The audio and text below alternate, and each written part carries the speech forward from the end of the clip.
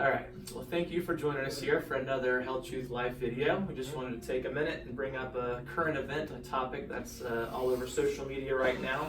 It's with Dr. Peter Hotez, who's a pediatrician. He's been in the spotlight. He does a lot of vaccine science in Texas.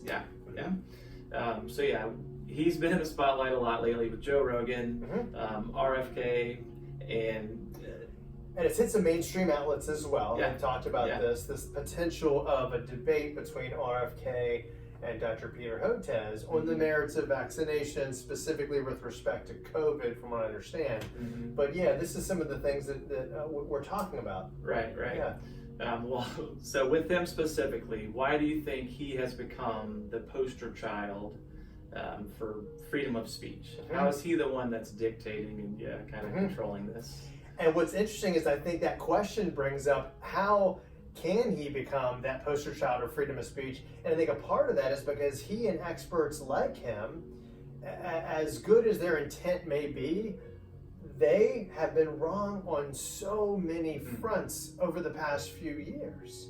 And so what they will then say is because they've been wrong on this, that, or the other, the closures or the masking, or the long-lastability of these vaccines, which are now not long-lasting. They're recommending a third, fourth, fifth vaccination, or thus the booster number 1, number 2, number 3.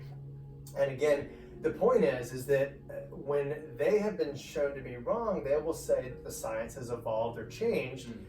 And that then brings to me and many doctors like me and scientists like me to say, hey, from the very beginning, many of us were having these concerns that what they were pushing was not going to work. And so I think these experts have become the poster children for freedom of speech because they've been wrong, which then says, hey, we have to have discourse.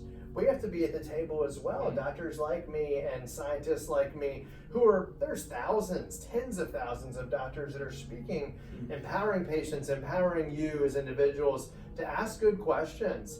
And this is not like a personal blast on Dr. Hotez. I don't know him personally, but the point is he should have a seat at the table, but so should doctors that are seeing patients and treating patients and trying to empower them with ways of managing the stress of life, the toxins we're exposed to in the food and chemical industries, all of that. How do we navigate this? And so that's where I think it's a vital point that he has become the poster child for why we should have freedom of speech in medicine and healthcare. Well, yeah, specifically in medicine and healthcare, that's what we're talking about. And it's interesting because, we know that medicine is not an exact science. You always have to keep researching, educating yourself.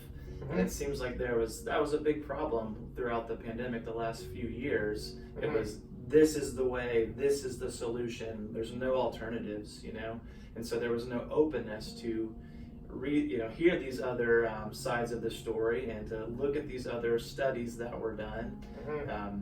I feel like there needs to be some form of freedom of speech. We need to be able to openly speak and to share this information and not immediately get canceled if it's something that's against what he believes. So it's just interesting that him and Fauci were put up there, and they are the ones who have the solutions and the answers, and don't ask questions, just believe us and follow.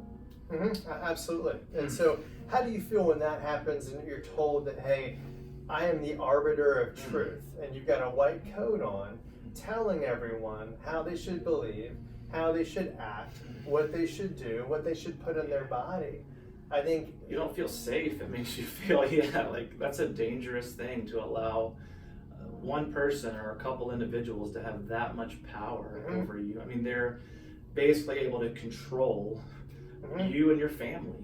And the degree of conflict of interest with many of them is exorbitant. I mean, there's extensive conflict of interest that plays into bias with respect to how research is written, how research is read, how it's applied in society. And so, again, I think that this brings up, just regardless of if there's a debate or not, I think Dr. Fauci, Dr. Hotez, people like them who have their own merits, certainly have done some good things for sure for medicine and healthcare. But they've been wrong on lots of things. And so the point is, I think we have to have continued freedom of speech. I appreciate being in Florida. I believe that in Florida, medical freedom of speech has been protected. I've seen the fruits of that firsthand, right? Haven't we seen that here in Florida? Yes, and totally. so we're thankful. We're very thankful. And I think continue to seek the author of truth who is speaking to us, continually knocking, and open that door and just see your faith build as you see the spiritual component of what's taking place right now. And so, any final thoughts? Yeah, just again, for God did not give us a spirit of fear, but of love and of power and of a sound mind. Sound mind. Man, fear was such a big part of the last few years, but we don't have to be afraid. We have a God who provides, who loves us, and if we base our lives in that truth, we have this peace. And so just encourage everybody out there, to seek the Lord, trust Him. Seek Him while He may be found, and trust Him. He will give you a peace in the middle of all this chaos and uncertainty. He is the way, and He's got a plan going forward. So, but thank you for taking the time, and absolutely, and thank y'all. And again, we'll have more content on here. I just appreciate you listening, and have a great day and a great week. Thank you. Take care. Bye.